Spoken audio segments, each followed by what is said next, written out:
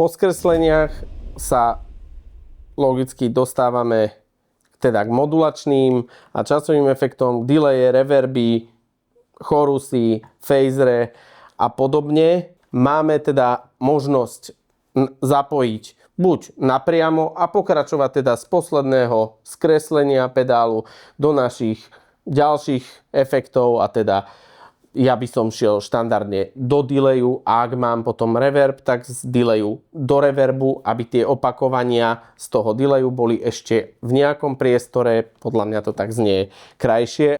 Keď máme úplne kombo len s jedným vstupom a takéto efekty, nemáme tam čo riešiť za skresleniami, ideme ďalej do týchto modulačných a priamo do komba.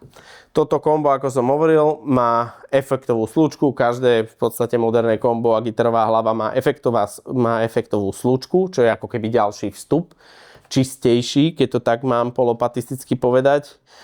A teda výhodou efektovej slučky je, že všetky tieto modulačné, hlavne teda delaye, reverby, aj teda chorus, dokážu hrať viac tak hi-fi, čistejšie, keď ich zapojíme cez tú efektovú slučku. A teda je to preto, že my keď ideme z nášho tube screamerov alebo z nejakého posledného overdrive, čo máme zapojený do aparátu, tak tento signál na vstupe je teda boostnutý len trošku tým našim overdriveom, ale ďalej ešte aj samotné kombo má nejaké skreslenie. A teraz, ak to skreslenie naozaj používam výrazné a ešte to dokrmujem ďalším tým tube screamerom, tak ten signál, čo by dostávali tieto modulačné efekty a haly, by bol dosť už skreslený vlastne a tá vernosť tých efektov by nebola až taká, bolo by to viac také mushy a phazy, že je lepšie teda, keď ho nakrmíte cez tú efektovú slučku. Efektová slučka znamená len to, že akokoľvek vytočíte tento gain na aparáte vpredu, tak to neovplyvňuje ten signál, ktorým krmíte tieto modulačné efekty. Budeme na to potrebovať teda, keďže sme ale v setupe mono, iba jeden kanál, aj efektová slučka má len jeden kanál, tak ideme, jeden kábel ide do portu send a ten do delayu, do vstupu do delayu, takže send nám vlastne preposiela tento signál, ktorý ide spredu, nám výstup send preposiela ďalej von, bez toho, aby ho ovplyvňovalo to skreslenie a krmíme ten delay. Výstup z nášho delayu použijeme výstup ten mono, býva to na tých delayoch za tu naznačené. Mono výstup vraciam do komba, do efektovej slučky, do portu return, do vstupu return, teda tam sa nám vracia ten efekt.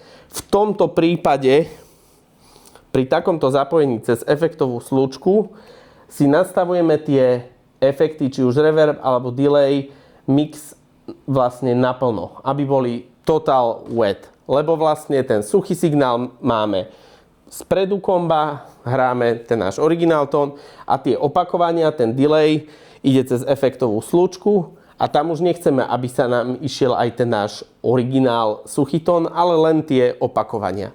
Samozrejme, nič není šialeným pravidlom, je to na vás, ako sa vám to bude páčiť, ale nejaký základný setup, aby ste vedeli, čo robíte, je to tak teda, že delay, aj reverb, aj chorus, aj čokoľvek naplno, pretože suchý signál ide dopredu komba a mieša sa teda s full wet signálom z týchto efektov v tej slučke. A vlastne tieto dva signály sa v tom kombe zmiešajú.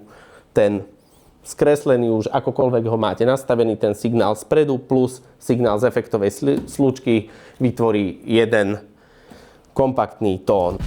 Z posledného z distortionu ideme rovno do komba, to už máme zapojené v inpute komba a zo sendu, z výstupu send, ideme do inputu nášho chorusu. Chorus, výstup ľavý, mono, výstup z chorusu z ľavého kanálu do return vstupu na kombe. Takže máme zapojený chorus, cez efektovú slučku.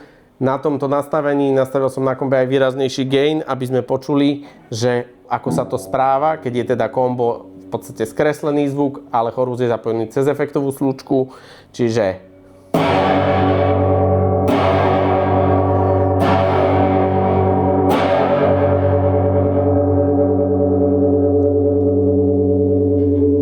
napriek tomu, že je teda zvuk skreslený, zvuk komba skreslený, tak stále ten efekt tam výrazne počujeme, proste ako obopína ten zvuk. Teraz to zapojíme napriamo. Ideme z posledného distortionu v rade, ideme napriamo do chorus pedálu a z jeho výstupu mono out, ľavý výstup, mono out, ide teda pri tomto zapojení priamo do komba, do vstupu komba. Tak. A tu už absolútne identické nastavenie aj komba, aj chorusu s tým, že je zapojené do série a zvuk je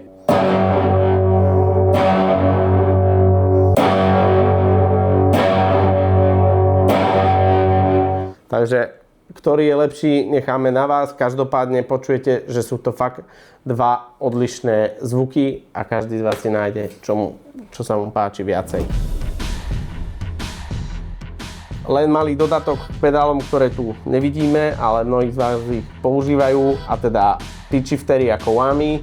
Ten jednoznačne ide hneď za gitaru, v podstate v tomto chaine by to bolo, že ladička, gate a potom ideme do Whammy pedálu, aby dostal Whammy pedál pitch shifter čo najčistejší ten signál, aby ho dokázal čo najvernejšie prečítať a teda modulovať ho, a s vami ideme neskôr do našich distortionov. Naproti tomu wah pedál, kvákadlo, ktoré všetci poznáme, by som si ja v mojom pedalboarde rozhodne dal ako posledný efekt za nejakým posledným distortion. Je to ekvalizačný filter, ktorý ovplyvňuje teda celý ten zvuk pred kombom a bude ovplyvňovať takisto aj vaše delaye a reverby, ktoré máte zapojené v efektovej slúčke. Toto je v podstate absolútne nejaký basic zapojený pedalboard s tým, že pracujeme stále len s mono výstupom a nerozvetvujeme sa do nejakých ďalších cestičiek, keďže máme kombo, ktorý má len jedno vstup, aj efektová slučka je mono. V ďalšej časti si ukážeme, ako nahrať takýto pedalboard stereo podľa toho, aký máme setup, či je to teda setup s dvomi kombami, alebo je to setup, kedy nahrávame rovno výstup z pedalboardu stereolinku do počítača a ďalej používame virtuálne ampy. Každopádne píšte do komentárov, čo máme ešte ukázať, aby ste neostali smutní.